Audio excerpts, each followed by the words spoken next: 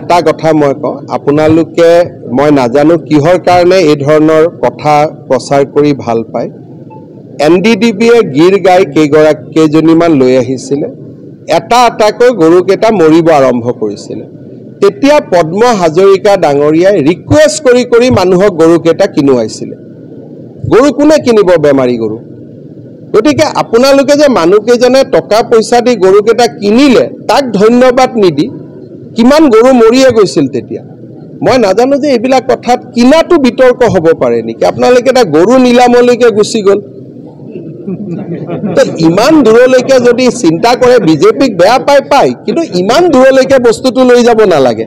সেই সময়ততো মোৰ চিন্তা আছিল কেনেকৈ গৰুকেইটা কাবাক দি বচুৱাব পাৰো এটাৰ পিছত এটাকৈ মৰি আছিল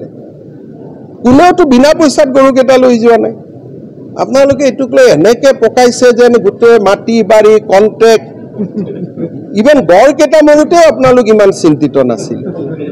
তো বিজেপিক বেয়া পাই ইমান আৰু অপেনলি কিয় কৰিব লাগে সেই সময়ত গৰুকেইটা বিক্ৰী কৰিবৰ কাৰণে মই 7-10 দিন খোৱা নাই যে কেনেকৈ গৰুকেইটা পঠাব পাৰি আৰু এই গোটেই কামটো পদ্ম হাজৰিকাৰ দেখা চকুৰ আগত হৈছিল পদ্ম হাজৰিকা ডাঙৰীয়াই যেনে তেনে মোক সদায় ফোন কৰে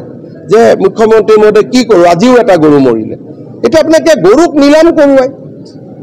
নিলাম কৰিবৰ কাৰণে তো মানকাছাৰ পৰা সদায় গৰু ধৰি থাকো যদি নিলামত গৰু কিনা মানুহ আছে অসমত তেতিয়াতো গৰু আমাৰ হাতত হাজাৰ গৰু আছে ব্যৱস্থাটো সম্পূৰ্ণভাৱে গৰুখুঁটি প্ৰকল্প গৰুখুঁটিৰ কল্যাণৰ বাবে কৰা ব্যৱস্থা আৰু যিসকলে সেই সময়ত টকা পইচা দি লৈ গ'ল আমিতো বাচিলো আজিতো মানকাছাৰত হাজাৰ গৰু পৰি আছে আপোনালোকে বিচাৰে নেকি যে এইকেইটা আপোনালোকৰ যদি কোনোবা নিলামত কিনা মানুহ আছে কক নাম মই নিলামত দিয়াই দিওঁ ইমানটোলৈকে কৰিব নাপায় আৰু সেইকাৰণে আপোনালোকে মানুহক এনেকৈ সমালোচনা কৰে এটা সময়ত মানুহক একদম চুকলৈকে ঠেলি দিয়ে পাকিস্তানৰ কথাটোতো ইমান নাপাতে আপোনালোকে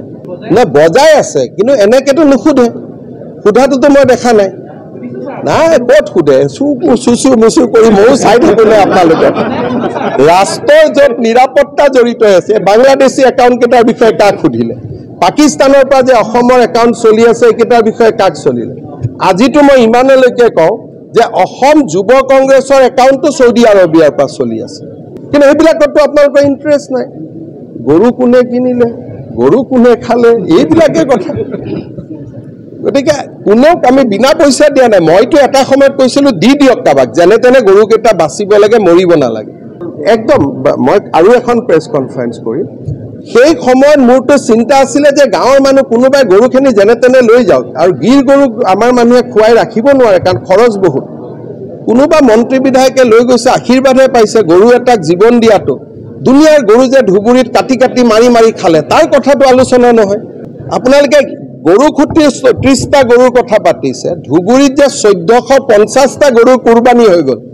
সেইটো কথাটো কোনেও পতা নাই ক'ত পাতিলে এইকেইটাতো চব চুৰি কৰি অনা গৰু আছিলে এইকেইটাতো দেখা দেখি কিনা সেইকেইটাতো চুৰি কৰি অনা এই যে গৰু মাংসবিলাক লৈ গৈ যে নামঘৰ মন্দিৰৰ সন্মুখত ৰাখি আছে এইটোতো আলোচনা কৰা নাই বিজেপিক বেয়া পাই লাভ নাই ইলেকশ্যনত বিজেপিয়ে জিকিব ইমান এইবিলাক কৰি নোৱাৰে নাই এই গৰু কিনাৰ কথাটো ৰাজনীতি হ'ব পাৰে নেকি কওকচোন কিনা আৰু লগত আপুনিয়ে কৈছিল যে ছাৰ কিনি লৈছে দান লোৱা নাই যে ব্যৱস্থাটো একেবাৰে গৰু আমি দান দিব ৰাজি আছো কাৰণ ইমান গৰু ধৰি থাকো কাবাক যদি গৰু লাগে মোক ক'লে হ'ল বাংলাদেশ সীমান্তত ইমান গৰু ধৰি থাকো গৰু দি দিম গতিকে গৰু দিয়াত কোনো আপত্তি নাই অসমত গৰুৱে গৰু ধৰি থাকো ল'ব মানুহ নাই ইজনক হাত ধৰো সিজনক হাত ধৰো সিটো গোচালাক দিল্লীৰ পৰা মাতি আনো যেনে তেনে গৰুকেইটা ৰাখক এতিয়া যে মালিগাঁৱত যে যিমানকেইটা গোচালাত গৰু আছে এই গোটেই গৰুবোৰতো বিনা পইচাত দিয়া গৰু কিনাও নহয় অসমত গৰুটো দান দিয়া নিয়মে আছে যে গৰু এজন যেনে তেনে মানুহক গতাই দিয়ে যে গৰুটো লগ চলাওক এওঁলোকে যে কমচে কম পইচাটো দিছে এতিয়া আপুনি চাওক আমাৰ দদৰাত ইয়াত আছে যোৰহাটত আমাৰ গৌশালা আছে তেওঁলোকে মোক ৰিকুৱেষ্ট কৰি থাকে যে ছাৰ আমাক টকা দিয়ক গৰুকেইটা বচাই ৰাখিব গৰুটো দান দিয়াৰ পৰম্পৰা অসমত আছে যে গৌশালা আমি দি দিওঁ গৰুকেইটা যেনে তেনে বচাই ৰাখ পুলিচে গৰু ৰাখিব নোৱাৰেতো আমি গৰু গতাই দিওঁ গতিকে গৰু কিনিছে যে বিধায়ক কেইজনে মইতো বহুত ভাল পাইছোঁ যে কিনিটো কমচে কম লৈ গৈছোঁ